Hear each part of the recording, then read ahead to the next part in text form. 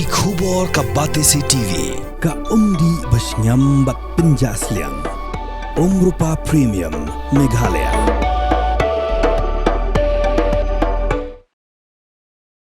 UMLA ka Voice of the People Party na Nongkrem constituency uba aden mila basayamad ulawan rai ka Kren hinor Thawan ke jilla banyak Kren halo ka Jingpin mana ka Sorkar pan Siew Tulop hino iginontre jongi lightly ka autonomous district council hagari ka Kren uba aden ulong bamenshua ka Sorkar ka Kren shai bagi district council kin haban wat pisada ladi ban pendam ye ka jinan kam jongki kam de ka kam jong ka Sorkar Henry mentapat ulong baka Sorkar klapin mana bukan Siew Tulop iginontre ke district council habatang ka bahag juga district council ru kampelat ulabu jingli da ka baong pada ka kendon an ayu baka Sorkar klapan Siew Tulop iginontre jongki ADC ulong baka Sorkar kladewan penhe ikamang tingka na ka benta ki ADC but abikin trailat load but ada ka Sorkar ka snokya kladairu ban pha tokit ban lap ke Jingtyrwa jongki ADC but kumno kitrekam Layashim bentalang banyak Kren ya ka dikamat do nong ilam kiliang persya u Dr. Mukul Sangma.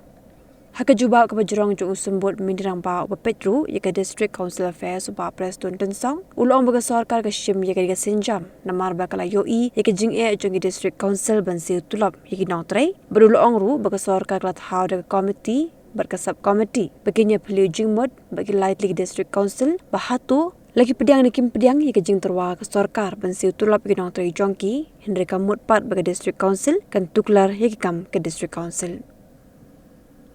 Ulong bagi komiti kenya Kren ru nak bentawan bentamai ke rukam trekam dak bathong deki officer IES ni MCS habrot lightly District Council kenam bagi rukam trekam kenong ke Baklan.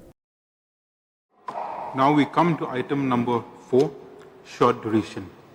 Shri Alden Miller Basaimoy MLA to raise a short duration discussion under Rule 50 of the Rules of Procedure and Conduct of Business to discuss about the autonomous district councils in the state, which are the constitutional bodies constituted under the provision of the 6th schedule of the Constitution of India. The administration of the day-to-day affair in the autonomous districts is vested in the district councils. Hence, the decision of the state government to pay the salaries of the employees is not only unconstitutional, but it also an act of intrusion into the domain of the councils and undermine their autonomy. The short duration notice has been supported by Shri Bright Starol Malbanyang MLA and Shri Havingstone Khalpran MLA. Shri Alden Miller Basaimoy MLA, may initiate please. Mr. Chairman, I would like to thank the Honorable Speaker for allowing me to raise this short duration discussion.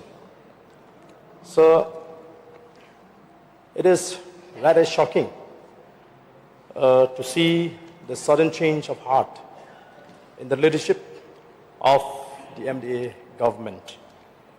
When the government announced that it will begin to pay the salaries of the ADC's employees from November 2025. So, for the benefit of this August House, I would like to remind that the Deputy Chief Minister of the state had on the 22nd December 2020 stated that the state government is not duty bound to bail district councils out of their financial mess as they come under the purview of the 6th schedule. He further stated that ADCs have their own sources of revenue. He also informed that the state government is only looking for ways and means to clear the outstanding share of taxes to the ADCs. This stand has been reiterated by the Honorable Chief Minister on the 7th August 2025, when he said that it is not the duty of the government to pay salaries for the employees of the ADCs. So now everyone is caught by surprise to see the announcement of the state government to take over the payment of salary of the employees of the ADCs. It has triggered a serious debate and discussion among the people. The people are anxious to know what is the motive behind this move. When one looks on the face of it, one may consider it as a right step to help the employees. It won't be wrong to see it as an act of kindness to share the burden of the ADCs. However, sir, what we are going to discuss today is a pointer towards a bigger issue. So it is quite laughable that the government, which was not willing to release the share of the KHADC and which had manipulated to deprive the rights of MDCs representing urban constituencies. The government who had just recently said that it is not the duty of the government to help the ADCs when it comes to the problem of the employees in the Garo Hills Autonomous District Council.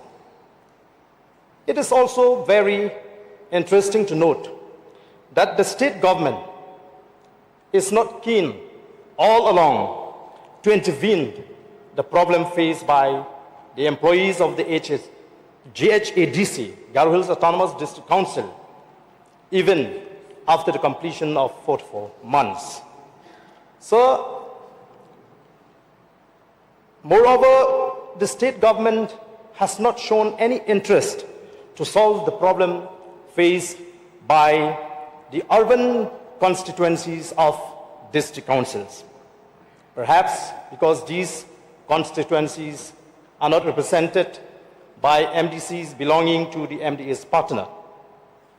These MDCs are deprived of schemes which are always entitled as fellow MDCs, on the pretext that their areas fall under the municipality. So, this is due to the failure of the state government to take up the matter with the government of India and the ministry concerned that many villages, though they fall under the administration of the municipal, yet they form part of the district council or the tribal areas.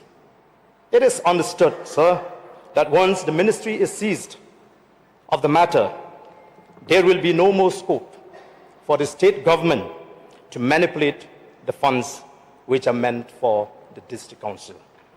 Sir, does it not sound funny that MDC schemes, which are supposed to be implemented by the elected body, is now being implemented by the municipal? Or in other words, sir, the schemes which are supposed to be implemented by elected body are now being implemented by body which is not elected.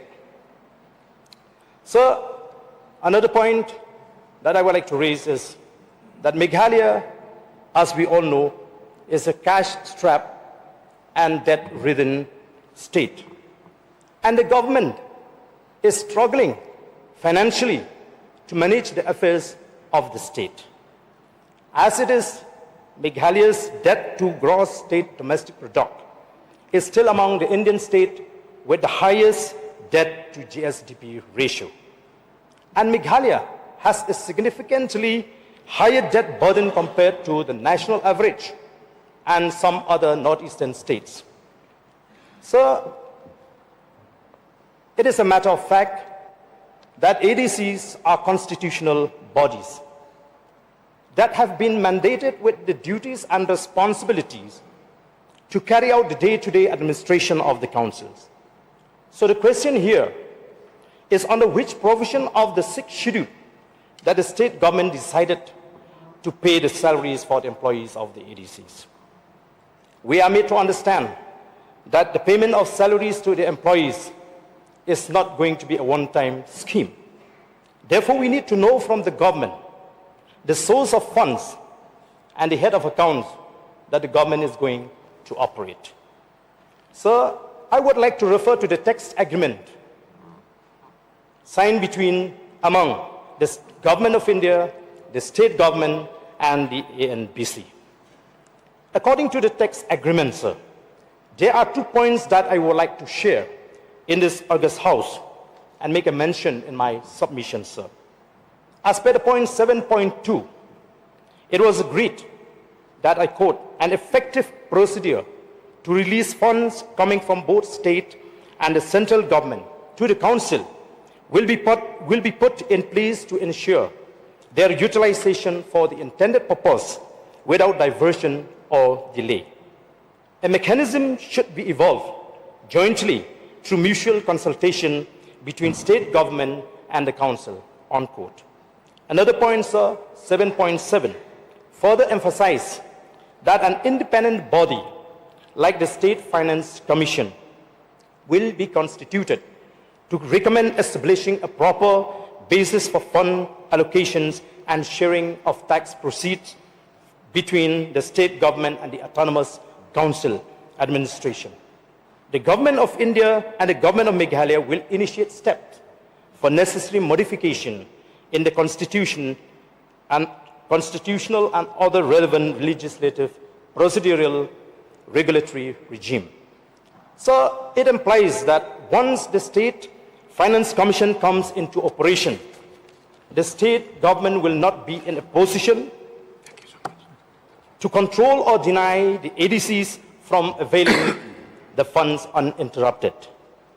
Perhaps another reason which led the state government to take this decision because they are aware that huge amount of funds would flow to the council, sir.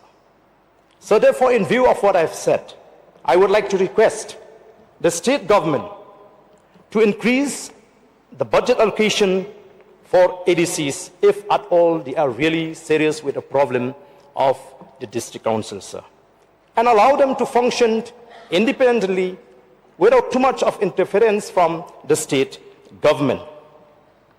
The government should also release immediately the share of the KHADC.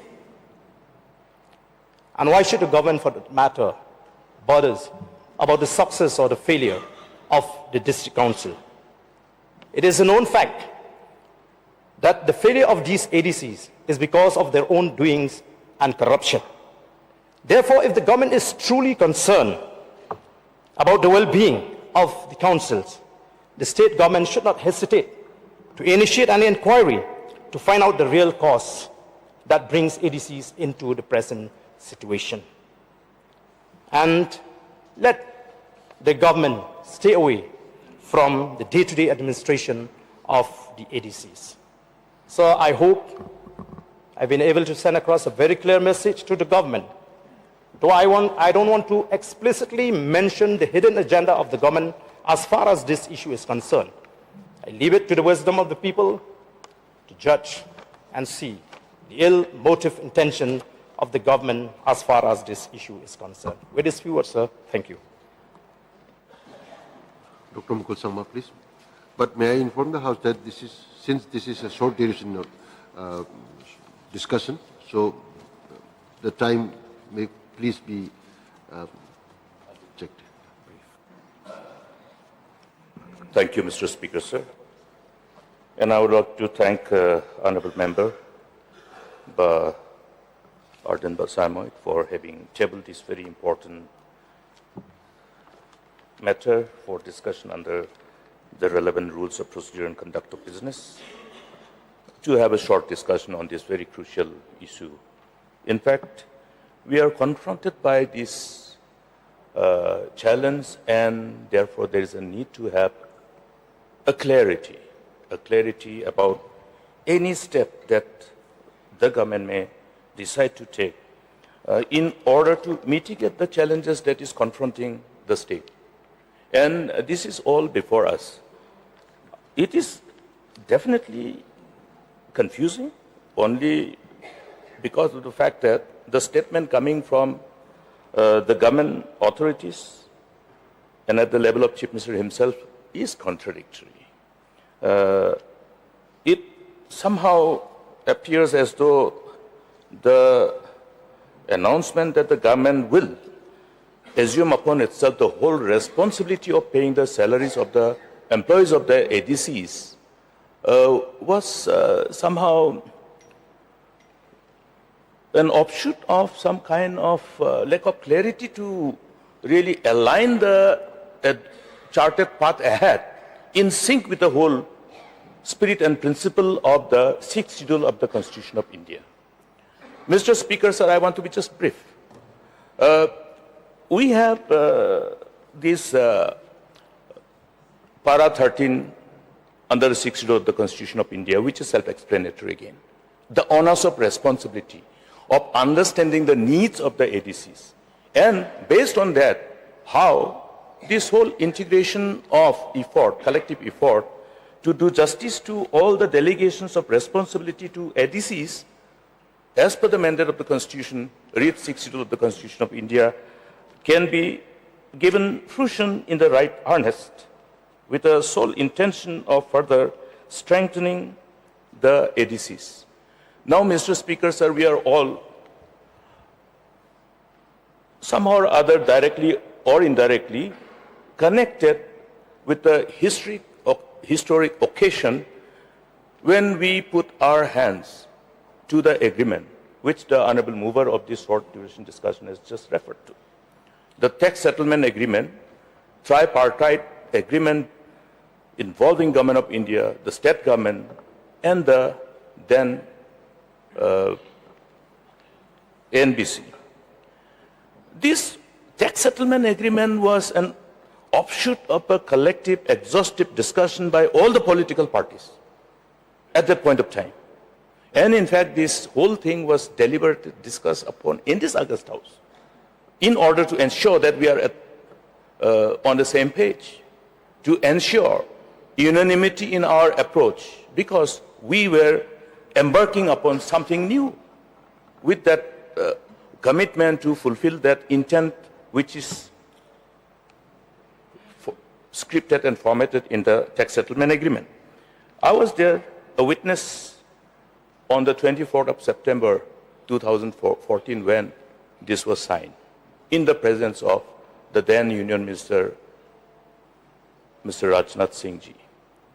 And subsequent to that, we have that huge program which was witnessed by the people of the state, where we have the disbanding of the then band outfit. But here, look at the intent. Intent is to strengthen and further delegate powers and responsibility in sync with this agreement. Agreement signed by sovereign government. That means we have committed. That means we have promised. Any attempt to make a U-turn from this agreement is a betrayal. Government cannot be seen and perceived by the citizens across the state and across the nation as betrayers, because it will have its own ramification in the future. Therefore, the spirit which guided us, the intent, the honest intent which guided us, is reflective of our commitment to strengthen the ADCs. Whereas the stand of the incumbent government, the present government, is contrary to that intent. Meaning, rather than the intent revolving around the need to further strengthen by giving effect to these agreements, dilution of the power. That is something which draws our serious concern, Mr. Speaker, sir, because there has been time when certain subjects which were vested with ADCs were already taken away. The power, as per the mandate of the 6th schedule of the Constitution of India, to administer the primary education has already been taken over by the state. Reason? The reason was that, okay, district council was, ADCs were not being able to pay the salary to the teachers on a regular basis. Whereas, on the contrary, today, what agreement we have entered into is to see that when we are confronted by similar kind of challenges, we do not have to have any such situation where we should grapple around to find answers. The answer is already there. And relevant provisions of the Constitution, I would not like to go into details because I have also tabled a resolution to that regard. But then government is responsible to go through all the available spaces of the constitutional provision, and also look at the pending responsibility of giving effect to the intent of the tax settlement agreement, and see that how these responsibilities can be fulfilled by somehow seeing that we stay glued and honest to the intent of what has been collectively agreed upon in the tax settlement agreement. In fact, it was a very arduous job to have this tax settlement agreed upon. I would like to only mention here which should guide the government of the day to remind ourselves that rather than weakening the ADCs, the intent is to strengthen the ADCs. Here in the para 2.1 of this tax settlement agreement, what does it say? Additional subjects mentioned below will be transferred to the Council under para 6.2 of the 6th schedule of the Constitution. Minor works in PWD, minor works in PhD, PhD, minor projects in animal husbandry and veterinary, minor projects in agriculture, minor projects in weaving and sericulture, minor projects in handloom and textiles, minor projects in minor irrigation, minor projects in fisheries, in tourism and forest, art and culture, and registration of birth and death, rural and urban subjects. Mr. Speaker, sir, I think the tax settlement is available with all of us, and I think the intent which was reflected in the tax settlement agreement is self-explanatory. Therefore, I think I am sure that good sense will prevail in the means amongst all of us, and the government will look at this very huge responsibility of giving effect to this intent, and see that the government stand very clear on its whatever steps or measures the government is trying to take. And there is a need to also have transparency in their thoughts, because if there was some reason to arrive at that kind of decision, it must have been born out of discussion, deliberation, exhaustive exercise, but that was missing. So it was a one-sided unilateral decision which is contrary to the intent, and we should all stand together to ensure that the provision of the 6th schedule is further implemented in letter and spirit, and see that ADCs do get further strengthened and further empowered, and are not made to remain as orphans under the present circumstances. Let a clear message be passed on by the government, so that there will be enough reason for people to restore faith and confidence in our approach to dealing with this very important mandate of the Constitution, which has been given for the purpose of ensuring protection of our people's identity, culture, vibrant way of life, and many other aspects of the tribals. In fact, we are fortunate that our framers of the Constitution made it possible to have this particular provision in the Constitution of India, and we must see how we can further strengthen these provisions and do justice to the aspirations of our people in general. With these few words, Mr. Speaker, sir, I have every reason to believe that the government of the day will take cognizance of this whole responsibility and shall remain committed to our whatever commitment we have given through this tax settlement agreement which was signed involving Government of India, state government, and the party who were made to sign on behalf of the aspirations of the people. With these few words, Mr. Speaker, sir, I hope, because many other aspects have been very well articulated by the mover of this short duration discussion, and hope the positive response to that effect shall be coming forth from the government.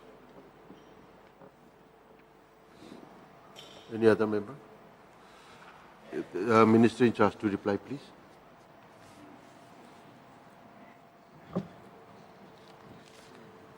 Mr. Speaker, sir, at the outset, I'm so thankful to the honourable member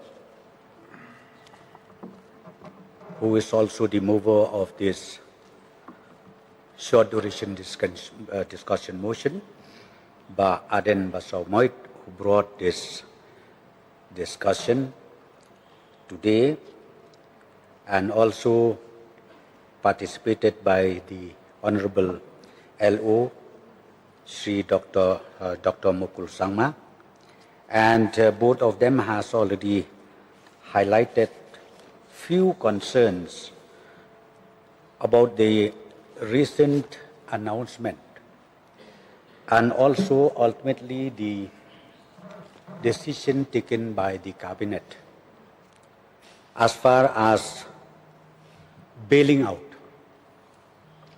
the challenges made by the three autonomous district council in our state. Sir, let me start with by saying and clarifying here to all the members of this August House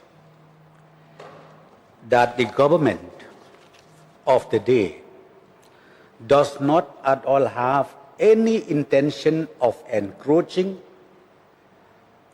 infringing the authority, the constitutional mandate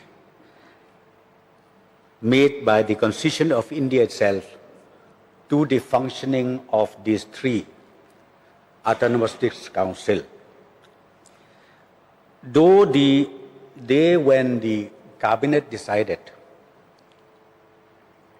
that committee from the state level as well as subcommittee in the district level will be constituted, which the process has been already in place, both state and this subcommittee.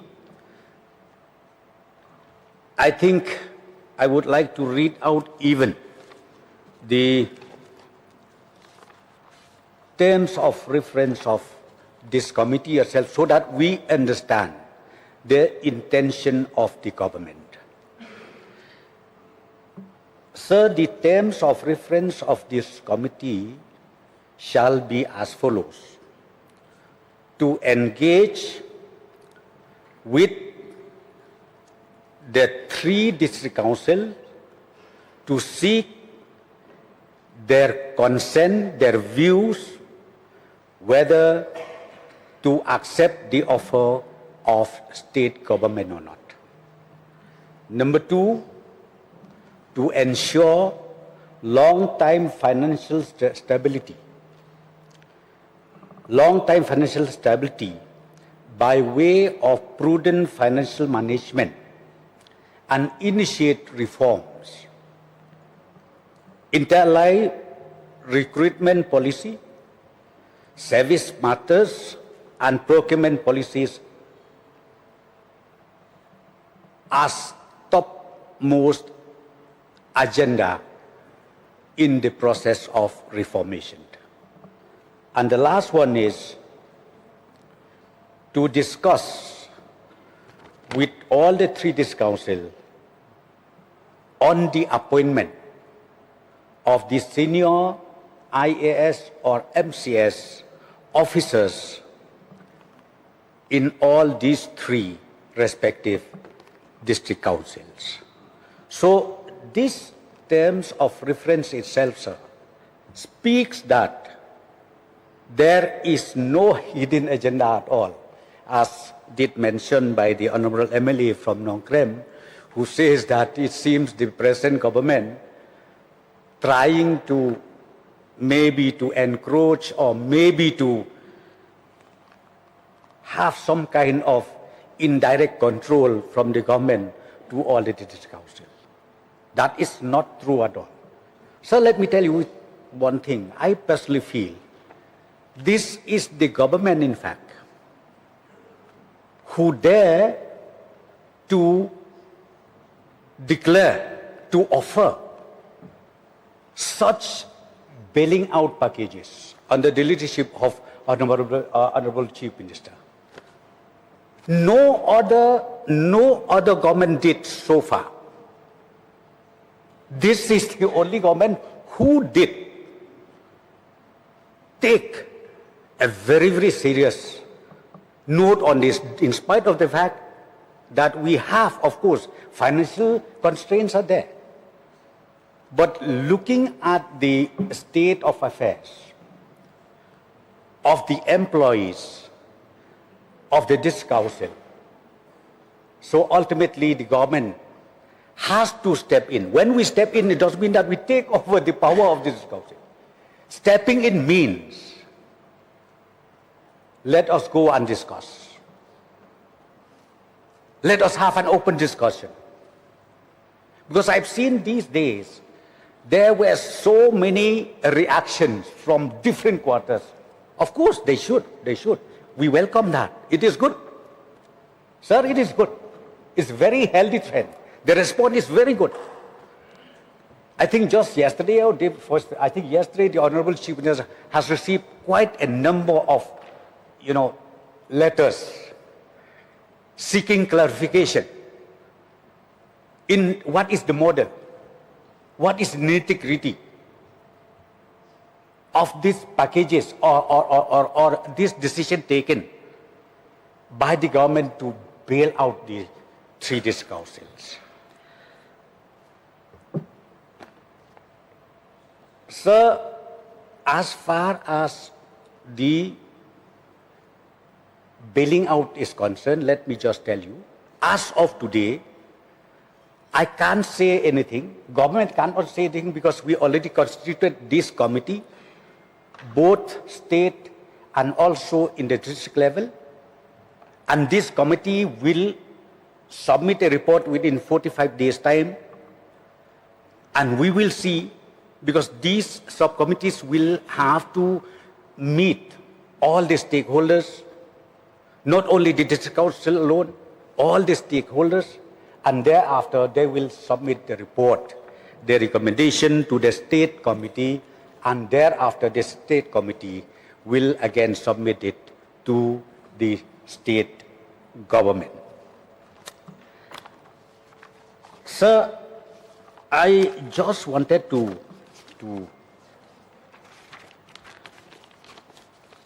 mention here the rough calculation we made that the revenue and also the expenditure of each district council annually, how they faced. Because this is on the basis of the share, be it from major mineral, minor mineral, be it from forest, and be it from the transport. See, like in the Jingtyrwa Hills Autonomous District Council, the yearly revenue generated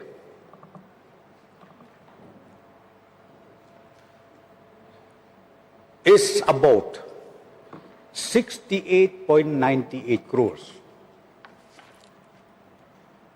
from major, minor, and then transport.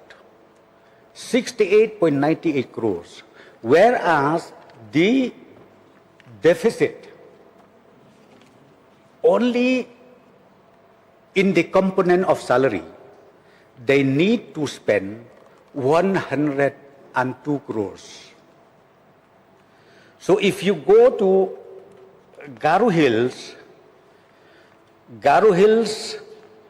again, the average of revenue is 14.15 crores, whereas they spend on salary alone is about 69 crores. 84 crores. And the deficit is 69 crores. And this is happening every year. And this problem is not only started in 2018, 2019, no. It keeps accumulating. So in Khasi Hills Autonomous District Council, the average revenue is 46.11 crores, whereas the expenditure only in salary is 72 crores, and the deficit is about 25.9 crores annually. Seeing this trend, when we had a meeting in the cabinet, when the government take note of all this inherited problem that we have, irrespective of who's government or who's not government, who's there, who's not there, but the trend shows and proves that state government has to have some kind of bailing out. When we say that, it doesn't mean that every year or every month that we have to pay the salary till the end, but we would like to have some kind of bailing out packages. This is the intention of the government, sir. Because see, when you talk about the honorable mover, when he did mention about maybe the government does not want to release the share of the KHDC. Let me just explain to him. Recently, the CM of KHDC met me, and then now we are processing for releasing of those dues. The shares which is due to them is about maybe 60 or 70 crores, and then now the calculation is still on, and very soon we are going to release. Then for other district councils too, we have done it. So therefore, sir, I would like to clarify this way. Let us not have any sleepless night on this issue, please. We should not. Because as I said to you, let us wait. Let the report come. I think even the members of this House, we have equal responsibility, equal concern about the trend that we've seen, that the district council is going from year to year. A slight reform has been made. I was so thankful to the Honorable Chief Minister. When he called a meeting, we discussed about what is the easiest way to make sure that government and this council are closely coordinated among themselves. So the government decided this time to make sure that DCA is the only nodal department.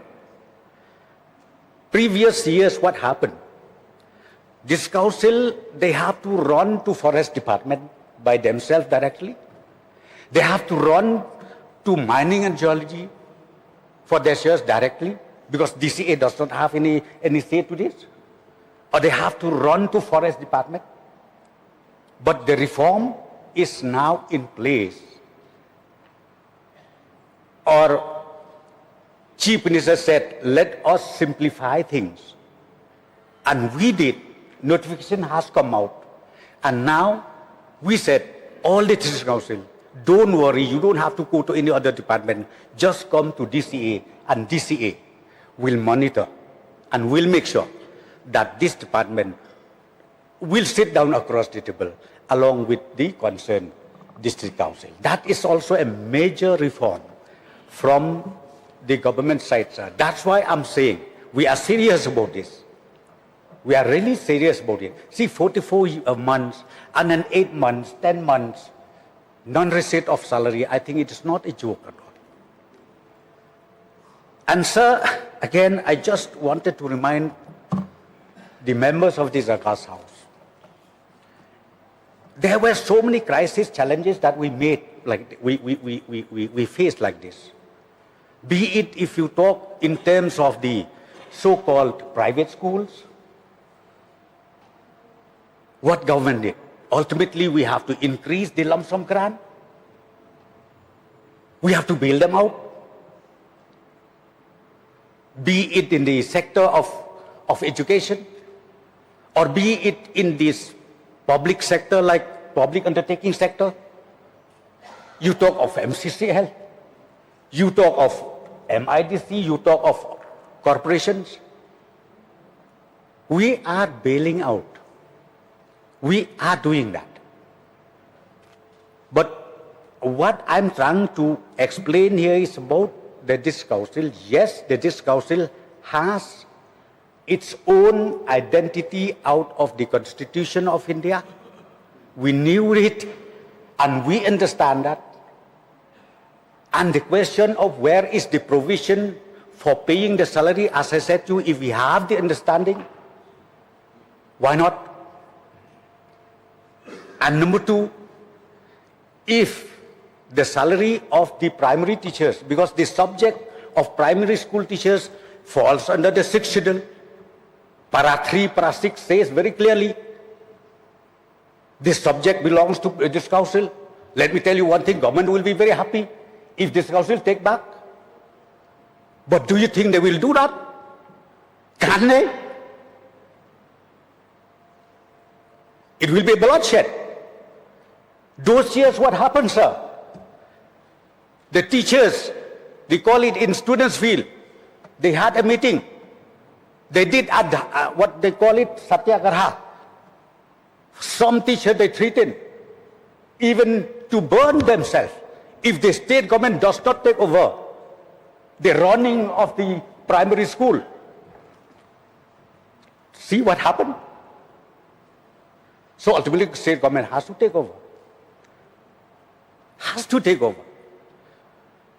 But I'm not saying that by paying the salary or billing out, these challenges made by the district councils in the state that we wanted to take over. No, sir, not at all.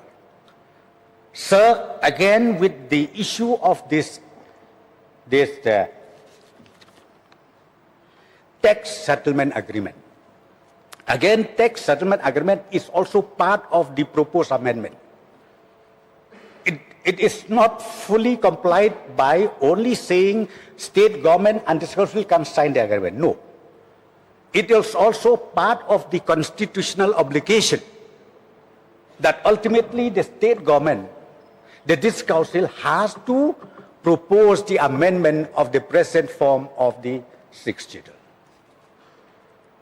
And right now this proposal is with the government of India. And we call it 125th amendment. So all those issues has also been taken into consideration as far as the text agreement is concerned, as mentioned by the Honorable LO. So, sir, as far as this issue of urban MDC's scheme, I would like to inform this August House, sir, that on the 20th May 2025, I convened a meeting with the MDCs of the District Council, Jingtyrwa and Khasi, who falls under the urban area. We were discussing about the implementation of 15 Finance Commission scheme. And the decision taken over there, sir, we suggested that the municipal board shall continue the implement of the scheme. Why they have to implement the scheme? It is because of this issue, sir. Because this fund, the election, the Finance 15 Commission, the 15 Finance Commission, they allocated the fund through the urban affairs, which is to be implemented by the municipal board. It is the policy from the government of India. So that day we discussed, ultimately we reached to a conclusion that since this is a policy matter of the government of India, okay, but the municipal board, Shillong Municipal Board, will consult, will sit down with all the MDCs falling under the urban areas for any scheme proposal. That was the decision we taken on the 20th May 2025, along with the members of the honorable MDCs from urban areas, Jingtyrwa as well as Khasi Hills Autonomous District Council.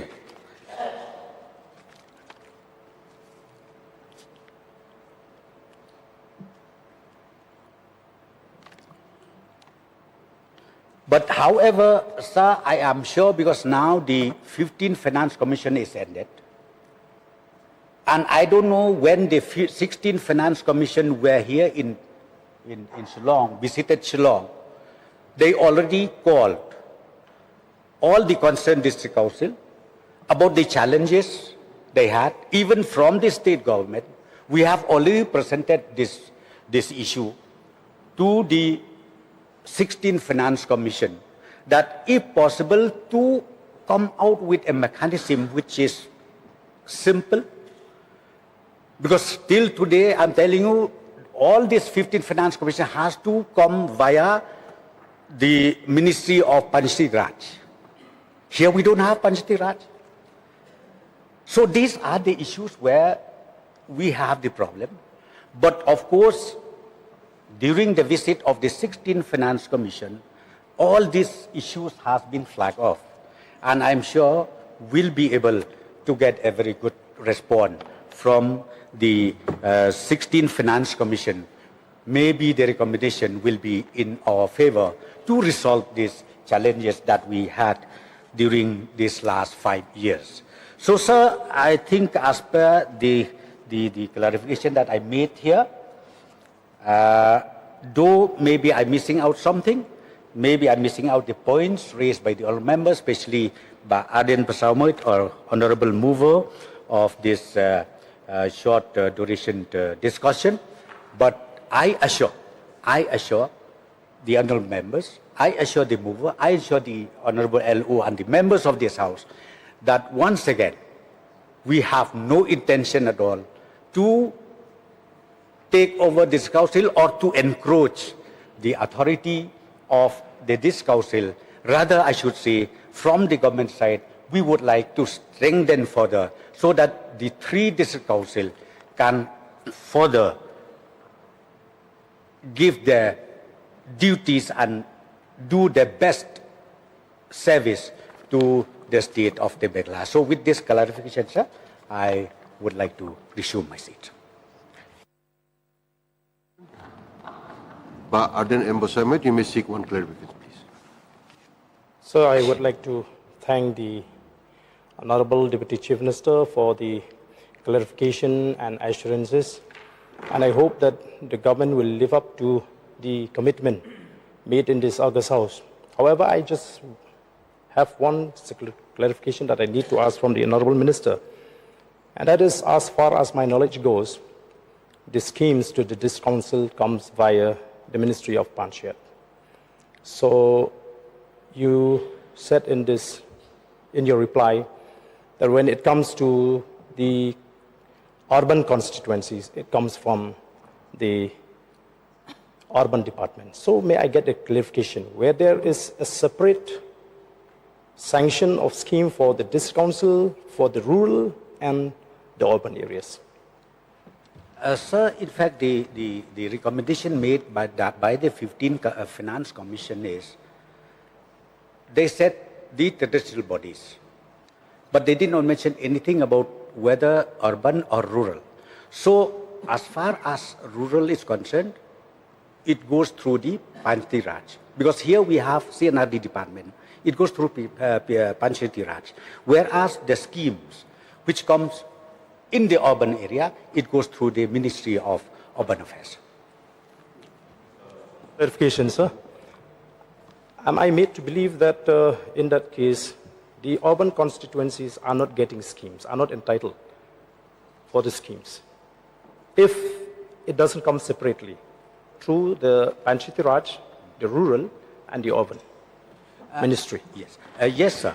Because it is not specifically mentioned about it. It's only about, because see, I think government of India does not know much about MDC we have also in urban area.